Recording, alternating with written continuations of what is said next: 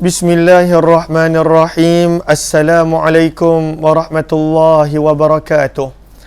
Bismillah, alhamdulillah, wassalatu wassalamu ala habibillah Sayyidina Muhammad ibn Abdillah wa ala alihi wa sahbihi wa mawala. Subhanaka la ilma lana illa ma 'allamtana innaka antal alimul hakim wa la hawla wa la quwwah illa billahil aliyyil azim. Allahumma rabbi syrah lana sudurana wa yassir lana umurana wahlul 'uqdatam min alsinatina yafqahu aqwalana.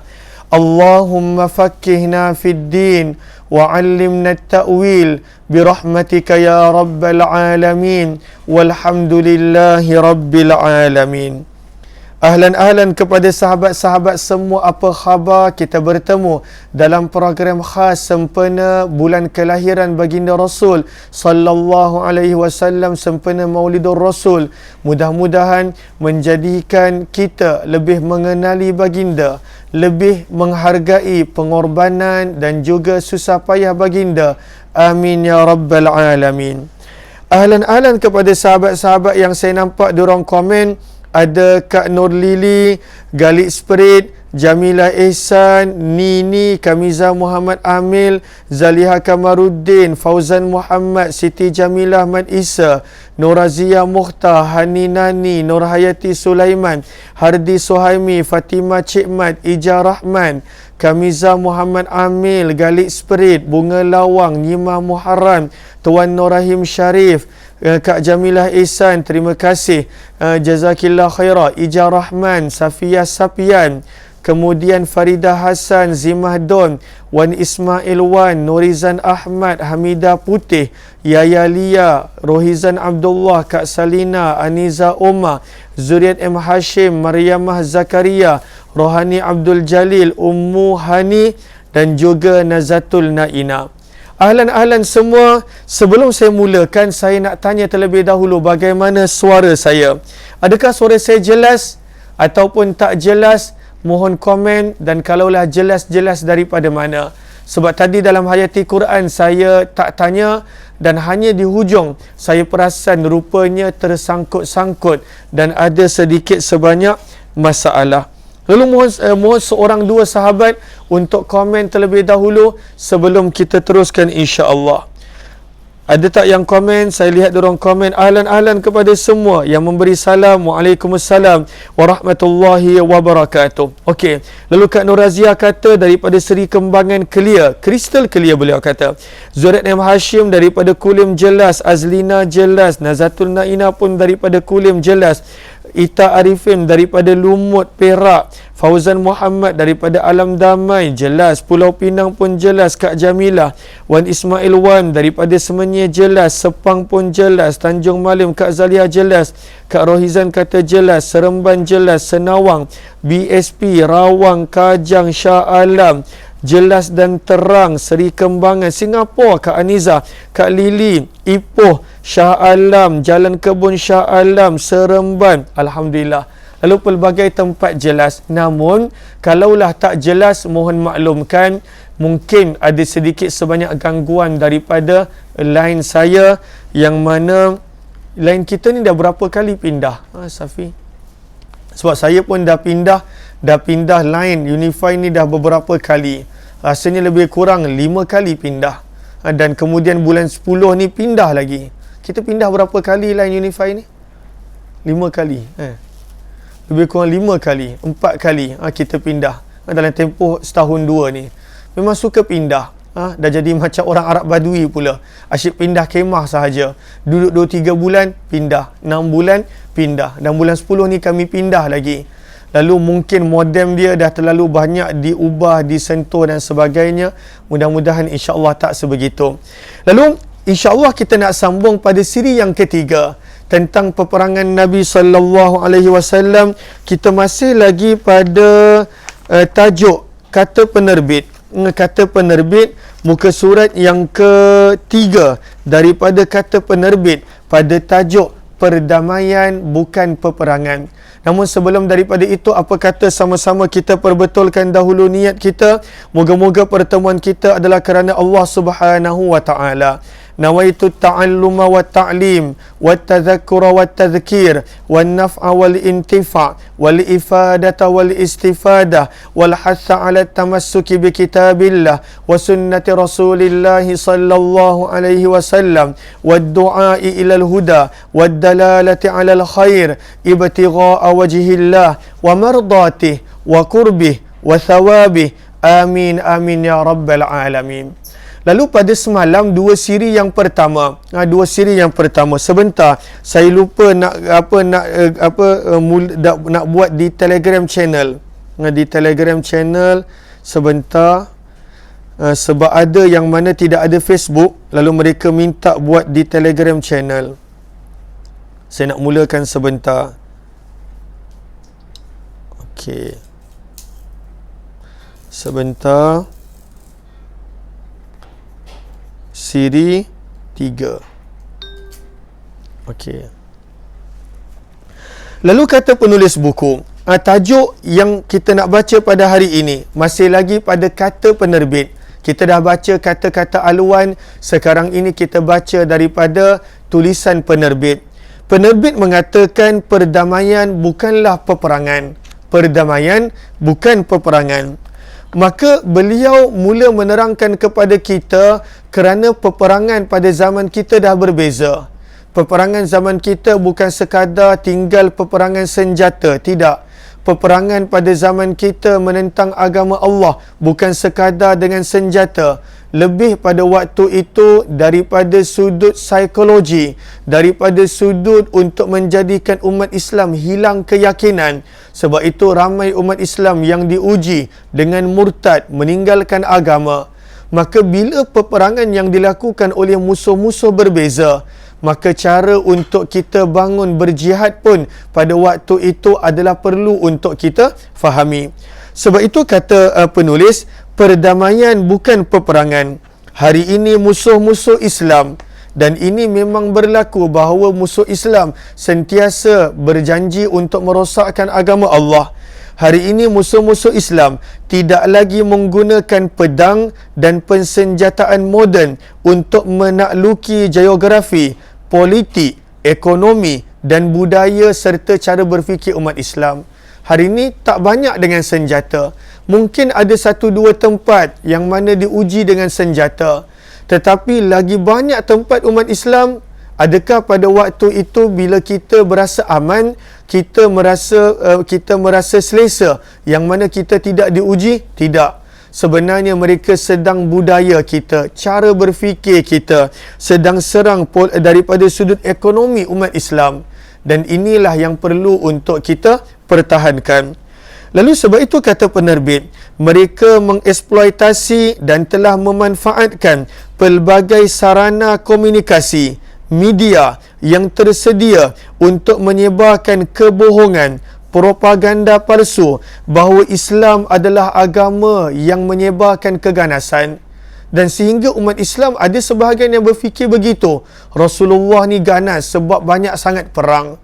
Dan sebab itu pentingnya kita kaji kenapa Rasulullah keluar di medan peperangan. Semalam baru kita sedar, rupanya 13 tahun Nabi kena seksa dekat Mekah. Dan Nabi dan para sahabat langsung tidak melawan kerana Allah tak izinkan. Bila Nabi SAW dan para sahabat berhijrah ke Madinah dalam keadaan tinggalkan rumah, dalam keadaan tinggalkan harta, dalam keadaan tinggalkan segala-gala, mereka masih lagi datang ganggu Nabi di Madinah. Barulah terjadinya seperti Uhud, barulah terjadinya seperti peperangan Ahzab, bukan kerana Rasulullah yang mulakan. Begitu juga peperangan Tabuk, peperangan yang lain-lain yang kita akan baca. Sebab itu kata penerbit bahawa sangat penting kita jaga minda kita supaya kita pun tidak terjebak dengan propaganda palsu, dengan eksploitasi media yang digunakan oleh musuh-musuh Islam mengatakan bahawa Islam adalah agama keganasan.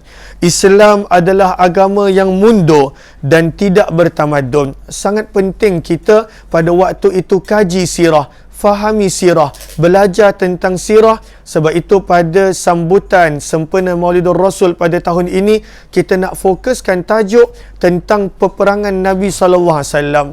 Kerana terlalu ramai yang saya sendiri jumpa yang pada waktu itu menganggap Islam adalah agama keganasan. Dan itu yang dimainkan oleh media. Bila ada seorang Islam ataupun hanya sekadar nama ni Islam buat sesuatu, maka dilabelkan pengganas. Tetapi benda yang lebih teruk daripada itu dilakukan oleh orang yang bukan Islam, dia guna perkataan yang berbeza. Maka kalau sekali dua tidak mengapa. Bayangkan 10 tahun kita di brainwash begitu, media. Bayangkan 20 tahun, 30 tahun kita disebut Islam pengganas, teroris. Maka itulah yang kadang-kala umat Islam pun turut terkesan. Sebab itu kata penerbit, justru menjadi kewajipan setiap umat Islam membawa, menyampaikan model ajaran Islam yang tulen kepada seluruh dunia. Bagaimana kita nak sebarkan Islam ataupun nak tunjukkan Islam yang sebenar melalui dakwah yang sebenar seperti mana yang telah dilakukan oleh Nabi SAW, iaitu dengan akhlak kita, dengan peribadi kita, dengan percakapan kita, dengan cara kita berinteraksi. Maka pada waktu itu pentingnya kita adalah wajah hadapan Islam. Setiap daripada kita adalah wajah hadapan untuk Islam. Biar masyarakat dunia pada waktu itu nampak Islam yang sebenar bagaimana. Dan untuk itu kita kena sangat jaga cara kita berfikir, cara kita bercakap, cara kita berkomunikasi supaya Islam itu nampak yang sebenar, kerana kitalah wajah depan, muka hadapan Islam. Maka sebab itu kata penerbit, inilah cara untuk melawan propaganda musuh dalam memerangi Islam. Zaman dulu orang Quraisy serang Nabi dengan pedang, maka sebab itu Nabi SAW pertahankan dengan pedang. Zaman kita mereka serang kita dengan media, maka sepatutnya kita gunakan media sebaik mungkin untuk kita menerangkan Islam yang sebenar. Dan zaman kita banyak media, contohnya Facebook, contohnya Instagram, contohnya TikTok. Orang muda banyak berada di TikTok. Sebab itu kebelakangan ini saya pun mula aktif di TikTok. Kerana banyak orang muda di TikTok. Bila tanya orang muda, tak banyak orang muda ada Facebook. Daripada 10 orang yang saya tanya, yang ada Facebook pun mungkin hanya 2 orang, orang muda. Kerana mereka inilah masa depan negara, masa depan umat Islam, yang mana hanya ada 2 orang, baki lagi 8 orang tak ada pun Facebook. Lalu kalaulah saya tak ubah cara penyampaian saya sekadar di Facebook, tidak pergi ke TikTok, maka mungkin tidak sampai mesej yang ingin diutarakan. Lalu sebab itu saya pun mula aktif di TikTok. Kenapa? Sebab kata penerbit, sebenarnya inilah jihad kita. Apabila musuh dah tukar cara berbeza menyerang Islam, maka kita nak pertahankan juga pada waktu itu Islam dengan beri penerangan, dengan beri penjelasan, dengan sampaikan Islam yang sebenar kepada umat Islam dan juga kepada yang lain. Sebab itu kata penerbit, hanya orang Islam yang benar-benar mengamalkan Islam sebenar yang akan mampu mempamerkan keindahan Islam pada mata dunia. Dan inilah jihad dalam erti kata yang sebenar, yang memerlukan perjuangan zahir dan juga batin untuk melakukan reformasi pada jihad. Sebab semalam kita dah belajar, maksud jihad bukanlah mengangkat pedang, tidak. Tetapi jihad dalam bahasa Arab daripada perkataan mujahadah, daripada perkataan jahadah, pada waktu itu bersusah payah, melakukan pengorbanan untuk pada waktu itu mengajak manusia kepada Allah. Lalu sebenarnya itulah maksud jihad. Lalu apa jua yang dilakukan oleh mana-mana manusia nak mengajak orang lain kepada Allah, sama ada dengan cara mengetuk pintu demi pintu, ataupun pada waktu itu dengan berkuliah, dengan mengajar di pondok ataupun sekolah maupun madrasah, ataupun di media sosial pada zaman ini, dengan penulisan, ataupun pada waktu itu dengan ucapan, ataupun dengan akhlak laku dan juga tindakan. Maka semua ini sebenarnya adalah jihad, kata penerbit. Sebab itu kata penerbit, Inilah jihad dalam erti kata yang sebenar, yang memerlukan perjuangan zahir dan batin untuk mereformasi diri. Jihad pada diri adalah jihad melawan hawa nafsu. Menurut Nabi SAW dalam sepotong hadis, jihad melawan hawa nafsu adalah jihad yang lebih besar daripada jihad di medan pertempuran. Perenggan seterusnya, jihad dalam diri akan menjadikan hubungan kita dengan Allah semakin kuat. Bila kita jaga diri kita, jaga pemikiran kita, kita islah diri kita, kita islah pada waktu itu dalaman kita, maka akan menjadikan hubungan kita dengan Allah semakin kuat. Semakin kuat, kata penerbit. Kesannya, hubungan mereka dengan keluarga akan bertambah baik. Orang yang connection dia dengan Allah kuat, maka dia akan jaga hubungan dengan keluarga. Orang yang hubungan dengan Allah dia kuat, dia akan jaga hubungan dengan masyarakat. Antara prinsip maqasid syariah, kata penerbit, untuk membentuk perdamaian dunia adalah seperti mana yang dirumuskan daripada firman Allah dalam surah Al-Hujurat. Sebab itu kita bukanlah agama keganasan, tidak. Rasulullah bukanlah seorang yang ganas membunuh, tidak. Lalu apabila pada waktu itu kita mengkaji tentang ayat-ayat perdamaian untuk orang-orang yang tidak mengganggu Islam, maka dirumuskan daripada surah Al-Hujurat ayat yang ke-9. Yang pertama, antara cara untuk kita membawakan perdamaian, jika ada dua orang pemerintah yang beriman, dua-dua beriman, ada dua pemerintah beriman, dua-dua beriman, mereka berperang dan bermusuhan, maka pemerintah yang lain harus bersatu bersama-sama dalam menggalakkan perdamaian. Lalu itu cara yang telah ditunjukkan dalam Al-Quran. Wa in ta'ifatani minal mu'minina qatatalu fa aslihu bainahuma. Lalu bila kita nampak pemerintah ataupun manusia biasa, orang beriman, pada waktu itu bergaduh, janganlah kita pun galakkan lagi bergaduh, ataupun kita pada waktu itu seolah-olah mencurah api supaya mereka lebih bertempur, lebih bergaduh. Tidak. Apabila adanya dua pemimpin beriman yang bergaduh, apabila ada orang beriman yang bergaduh, tugas kita adalah mendamaikan. Dan hari ini kita nampak di media sosial banyak bagaimana bergaduh antara A dan B, antara seorang ini dengan orang yang lain. Bahkan Allah kadangkala tunjukkan kepada kita antara ilmuwan, moga Allah pelihara. Lalu janganlah pula kita kerana suka orang ni, kita pada waktu tu sokong dia dan kita kecam yang lain. Tidak boleh begitu. Tugas kita bila nampak ada orang yang bergaduh, kita adalah agama kedamaian. Kita nak mendamaikan. Kita pada waktu itu nak membantu mendamaikan antara orang yang bergaduh. Dan kalaulah tak mampu, jangan terlibat dalam mana-mana pergaduhan. Yang kedua, jika terjadi genjatan senjata, salah satu negara tidak boleh mencabuli perjanjian ataupun secara terang-terangan menolak rancangan perdamaian. Ini semua sahabat-sahabat boleh baca sendiri, yang mana kita nampak ini digariskan daripada surah Al-Hujurat ayat yang ke-9 tentang cara untuk mendamaikan manusia. Tapi antara yang kita boleh bawa dalam kehidupan kita adalah bila kita nampak dua orang bergaduh, apatah lagi dua pemerintah bergaduh, maka pada waktu itu jangan terlibat sebaik-baiknya. Bahkan pada waktu itu damaikan antara mereka. Damaikan, sejahterakan, murnikan antara umat Islam yang sedang bergaduh. Maka inilah yang penerbit harapkan daripada buku ini. Seterusnya kita pergi kepada muka surat seterusnya. Kita dah baca kata-kata aluan. Minta maaf, saya memang begitu. Saya suka baca satu persatu daripada buku.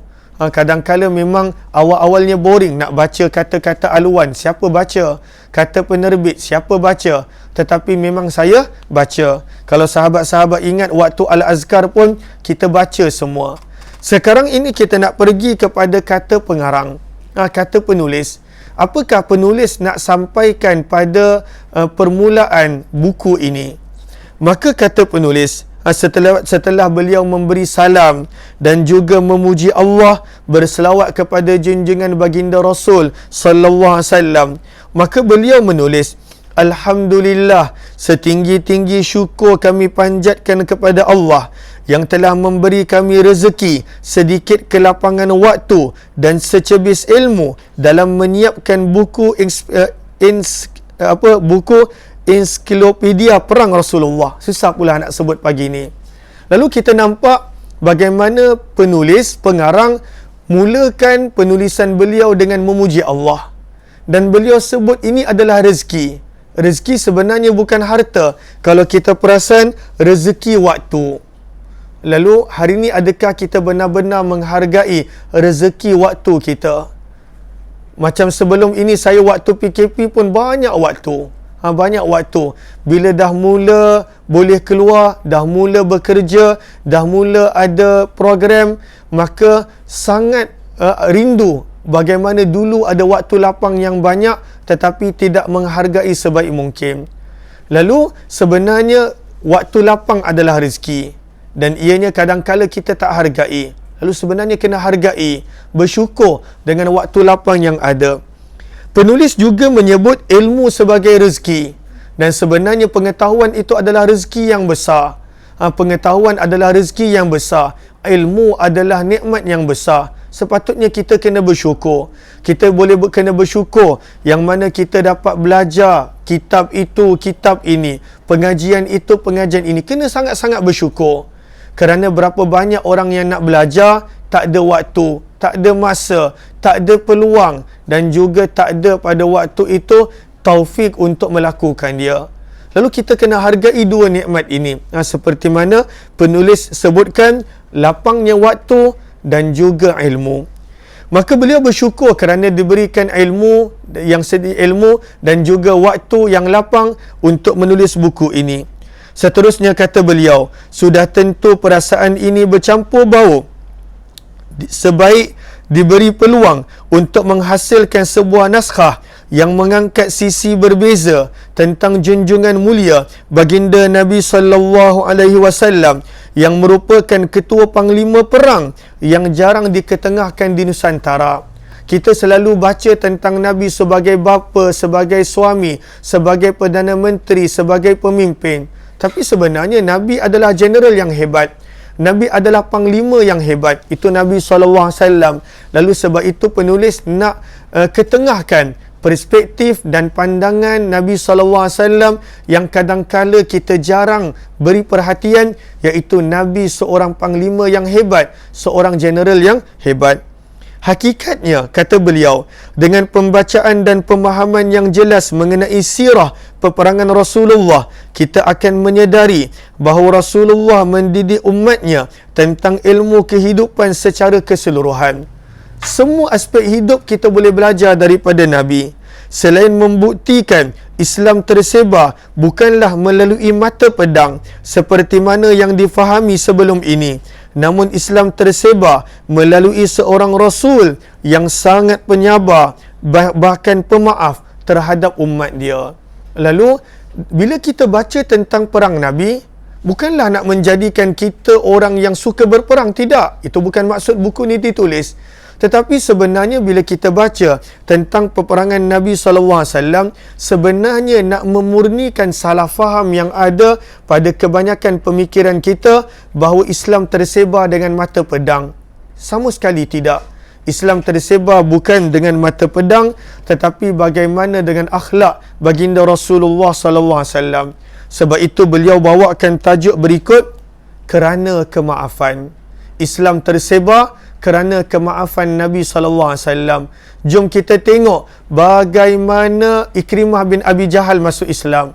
Jom kita tengok bagaimana Safwan bin Umayyah masuk Islam. Maka di sini kata pengarang, bayangkan dalam tempoh 11 tahun Nabi SAW semenjak diizinkan berperang. Nabi hanya diizinkan berperang ketika mana berada di Madinah. Lebih kurang 10 tahun lebih ataupun 11 tahun. Dalam tempoh 11 tahun Nabi SAW diizinkan untuk berperang. Agak-agak kita, berapa ramai orang yang Rasulullah SAW pernah bunuh dengan tangan baginda. Sebab itu kata beliau, bayangkan dalam tempoh 11 tahun hanya seorang musuh Islam yang dibunuh oleh Rasulullah. dan orang yang celaka itu adalah Ubay bin Khalaf.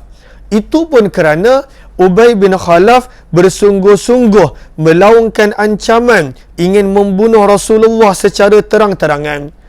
Ini berlaku pada waktu perang Uhud. Pada waktu perang Uhud, Ubay bin Khalaf dia cari Nabi. Mana Muhammad? Aku mesti bunuh Muhammad. Lalu dia cari Nabi bersungguh-sungguh. Dalam sirah kita belajar beberapa kali Nabi cuba mengelakkan daripada beliau. Tetapi dia semakin dekat, semakin mencari Nabi. Maka Nabi ambil sebatang tombak dan Nabi baling ke arah dia, kena sedikit pada leher dia. Bukan kena dada, bukan kena perut, bukan kena kepala, bukan kena mana-mana, kena sedikit pada leher dia. Dan selepas itu 3 hari kemudian beliau mati. Ubay bin Khalaf mati. Maka itulah satu-satunya orang yang Rasulullah bunuh. Sepanjang 11 tahun Allah benarkan Nabi SAW untuk berperang. Nabi tak bunuh sesiapa dengan tangan mulia baginda Nabi SAW, dan dia pun meninggal akibat daripada luka pada leher dia. Bukan kerana Nabi pacakkan tombak pada dada dia, Nabi penggal leher dia, sama sekali tidak. Pemaafnya Nabi SAW. Okey. Selain itu, tiada seorang pun musuh yang dibunuh melainkan Nabi SAW telah maafkan mereka. Nabi SAW banyak maafkan orang. Sebagai contoh, kata penulis, jom kita lihat peristiwa pembukaan kota Mekah. Waktu pembukaan kota Mekah pada bulan Ramadan tahun yang ke-8 Hijrah. Maka ketika mana Rasulullah berjaya membuka kota Mekah dengan keamanan, walaupun ada sedikit sebanyak penentangan oleh Ikrimah bin Abi Jahal dan orang-orang dia, maka pada waktu itu seluruh Quraisy telah diberikan pengampunan. Kita dah baca kisahnya yang sangat menyentuh jiwa dalam kitab Ar-Rahiqul Maktum. Nabi maafkan semua orang Quraisy. Walaupun Nabi maafkan orang Quraisy, ada beberapa orang yang melarikan diri. Antaranya adalah Safwan bin Umayyah yang telah melarikan diri ke Jeddah.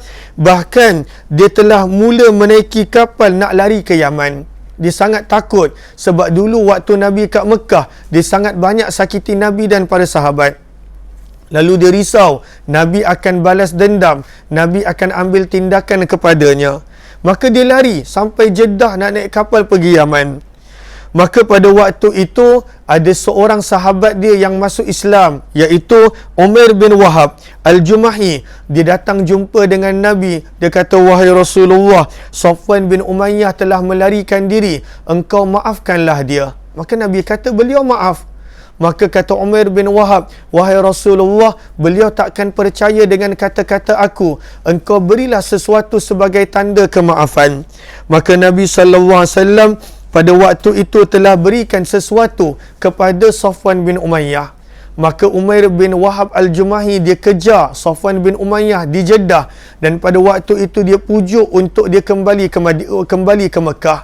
Maka akhirnya Safwan bin Umayyah kembali ke Mekah. Nabi tak paksa dia masuk Islam. Lalu ketika mana Safwan bin Umayyah pada waktu itu jumpa dengan Nabi, dia berkata, wahai Muhammad, berikan kepada aku tempoh 2 bulan untuk aku membuat pilihan sama ada nak masuk Islam ataupun tak. Maka bila Nabi dengar, Nabi kata 2 bulan, bukan 2 bulan wahai Safwan, aku berikan kepada kamu 4 bulan. Engkau boleh buat pilihan, nak masuk Islam boleh, tak nak masuk Islam pun tak mengapa. Bila dia dengar Nabi SAW yang langsung tidak mengungkit waktu Nabi dibuli, disakiti, dicerca, dimaki, dipukul, diseksa bersama dengan para sahabat di Mekah, maka pada waktu itu dia nampak pemaafnya Nabi. Bahkan Nabi beri dia peluang, terus dia masuk Islam. Lalu sebab itu bila kita faham benar-benar sirah Nabi SAW bukanlah seseorang yang menyebarkan keganasan, tetapi Nabi SAW adalah seorang yang menyebarkan keamanan dan juga kemaafan. Lalu ini satu peristiwa. Kata penulis, begitu juga sejarah telah mencatatkan bukan hanya Safwan bin Umayyah sahaja yang Rasulullah maafkan, malah ramai lagi. Antara musuh Islam yang lain adalah Ikrimah bin Abi Jahal. Bahkan ketika mana Rasulullah nak masuk ke kota Mekah, dia buat penentangan saat akhir. Pada waktu itu dia menentang Nabi. Pada waktu itu dia kumpulkan beberapa orang dia untuk lawan tentera Nabi. Daripada penentangan dia, ada lebih kurang 1-2 tentera Islam syahid. Ada tentera Islam yang syahid. Saat akhir, ketika mana tentera Islam masuk ke Mekah, dia masih lagi nak lawan. Bila kemudian dia kalah, maka dia melarikan diri nak menuju ke Yaman. Maka isteri dia kejar dia. Isteri Ikrimah kejar suami dia. Pada waktu itu dia bawa selendang Nabi SAW. Dia minta Nabi beri jaminan supaya suami dia percaya. Maka Nabi SAW berikan selendang Nabi kepada beliau. Ridha Nabi kepada isteri Ikrimah bin Abi Jahal. Ketika mana Ikrimah bin Abi Jahal nampak selendang Nabi, maka dia yakin Nabi maafkan dia. Sebelum dia sampai, Nabi siap pesan kepada para sahabat, jangan bercakap apa-apa tentang orang yang telah mati. Sebab Ikrimah bin Abi Jahal ini anak kepada Abu Jahal. Siapa yang tak kenal Abu Jahal? Kebengisan dia, kejahatan dia, permusuhan dia. Lalu ini anak dia. Anak dia pun lebih kurang sama pada awalnya sebelum masuk Islam. Maka Nabi kata, kejap lagi Ikrimah akan datang, janganlah bercakap buruk tentang orang yang telah mati. Kerana bercakap buruk tentang orang yang telah mati tidak mendatangkan apa-apa manfaat kepada orang yang telah mati, bahkan menyakiti orang yang masih hidup, iaitu ahli keluarga dia. Bila Ikrimah bin Abi Jahal datang, Nabi siap bangun peluk dia. Padahal dia musuh Islam. Dia saat akhir masih lagi nak menentang Nabi. Bahkan ada sahabat yang syahid, yang terkorban. Tetapi Nabi SAW muliakan dia. Nabi tak suruh dia masuk Islam. Nabi tak paksa dia. Untuk kemaafan itu dia masuk Islam. Akhirnya beliau masuk Islam sendiri. Lalu bila kita belajar benar-benar tentang peperangan Rasulullah, barulah kita boleh memahami betapa pemaafnya Rasulullah sallallahu alaihi wasallam. Sebab itu kata penulis pada 2 perenggan terakhir, begitulah sifat Rasulullah yang penuh dengan kasih sayang, penuh dengan toleransi, penuh dengan sifat memaafkan sesiapa sahaja, sekalipun mereka adalah musuh baginda Nabi sallallahu alaihi wasallam. Sepanjang hayat Nabi, belum pernah seorang Islam mereka masuk Islam kerana terpaksa. Malahan mereka yang masuk Islam kebanyakannya adalah kerana cinta dengan akhlak baginda, dengan cara baginda sallallahu alaihi wasallam, sehingga mereka menjadi sahabat Nabi sallallahu alaihi wasallam dan pada waktu itu menjadi pejuang agama Allah yang sejati, walaupun sebelum itu mereka adalah musuh Nabi. Tengok Ikrimah bin Abi Jahal cukup. Ketika mana dalam peperangan Al-Qadisiyah, maka pada waktu itu tentera Islam mengalami kesukaran untuk menembusi benteng tentera-tentera Farsi. Maka Ikrimah bin Abi Jahal pada waktu itu dia pandang kepada saudara-saudaranya, sebab dia masuk Islam lewat. Dia masuk Islam selepas pembukaan kota Mekah. Dia pandang kepada saudara-saudaranya, kata Ikrimah bin Abi Jahal, siapakah yang nak bersama denganku, yang mana kita akan berjuang sampai syahid, sampai mati. Maka pada waktu itu ada lebih kurang 300 orang daripada keluarga Abu Jahal. Walaupun Abu Jahal musuh Islam, ada lebih kurang 300 orang daripada kaum kerabat Ikrimah yang daripada keluarga Abu Jahal Banu Makhzum. Mereka berkata, kami bersama. Maka 300 orang ini berjuang bersungguh-sungguh sampailah akhirnya mereka syahid. Lalu bagaimana pada awalnya? Mereka adalah musuh Nabi SAW. Tapi bila Nabi SAW maafkan mereka, maka mereka menjadi sahabat yang sangat luar biasa, menjadi sahabat yang sangat baik radhiyallahu ta'ala anhum. Lalu sebab itu penulis nak fahamkan kepada kita bagaimana pemaafnya Nabi SAW menjadikan mereka ini adalah sahabat-sahabat yang hebat. Sebab itu kata penulis, seperti mana yang diungkapkan oleh Sumamah, seorang tawanan. Dia pernah menjadi tawanan. Sumamah bin Usal, dia pernah menjadi tawanan selama 3 hari di dalam Masjid Nabawi. Ketika mana Rasulullah lepaskan dia, Nabi tak paksa dia masuk Islam. Nabi tak paksa dia masuk Islam. Dia padahal adalah orang yang pada waktu itu banyak menyakiti Nabi dan ingin bergabung dengan Quraisy untuk membunuh Nabi. Dia nak bunuh Nabi. Sumamah bin Uthal, bila Nabi dah kurung dia, dah ikat dia selama 3 hari dalam Masjid Nabawi, kemudian dia minta pembebasan. Nabi bebaskan dia. Ketika mana dia bebas, pada waktu itu dia pergi kepada perigi yang berhampiran Masjid Nabawi. Dia mandi dan kemudian pada waktu itu dia kembali kepada Rasulullah dan dia mengucapkan kalimah syahadah, dia masuk Islam. Nabi tak paksa, dan pada waktu itulah dia ungkapkan, demi Allah, tidak ada wajah yang paling aku benci di dunia kecuali wajahmu wahai Muhammad sebelum ini. Namun kini wajahmu sudah menjadi wajah yang paling aku cintai. Demi Allah, tidak ada agama yang paling aku benci di dunia kecuali agamamu. Namun kini agamamu adalah agama yang paling aku cintai. Lalu ini adalah 3 contoh yang penulis bawakan berkenaan tentang bagaimana orang yang sangat musuh Nabi boleh menjadi sahabat yang sangat hebat, boleh menjadi orang yang sangat sayang Nabi. Bukan kerana Nabi gunakan keganasan, tidak. Bukan kerana Nabi ugut mereka dengan pedang, tidak. Tetapi lebih kerana kemaafan baginda Nabi sallallahu alaihi wasallam. Dan ini yang kita benar-benar nak faham, supaya kita nak bersihkan minda kita. Islam itu bukan agama keganasan, tetapi Islam itu adalah agama perdamaian dan juga kemaafan. Dan inilah boleh menjadikan Ikrimah sahabat yang luar biasa. Umair bin Wahab pernah nak bunuh Nabi, jadi sahabat yang luar biasa. Dan juga Ikrimah bin Abi Jahal, Sumamah bin Uthal adalah sebahagian contoh daripada banyak lagi contoh-contoh yang lain. InsyaAllah kita akan sambung pada siri yang berikut. Daripada tajuk yang seterusnya, kita belum masuk lagi dalam buku. Ini masih lagi pada kata catatan penulis. Mudah-mudahan bermanfaat. InsyaAllah kita sambung kemudian. Wabillahi taufiq wal hidayah. Assalamualaikum warahmatullahi wabarakatuh. Kepada sahabat-sahabat yang ingin untuk membuat pembelian buku ataupun ingin untuk menghadiahkan kepada ahli keluarga dan teman, boleh sahaja tekan link yang berada di ruang komen, insya-Allah. Jumpa lagi insya-Allah. Jazakumullahu khairan.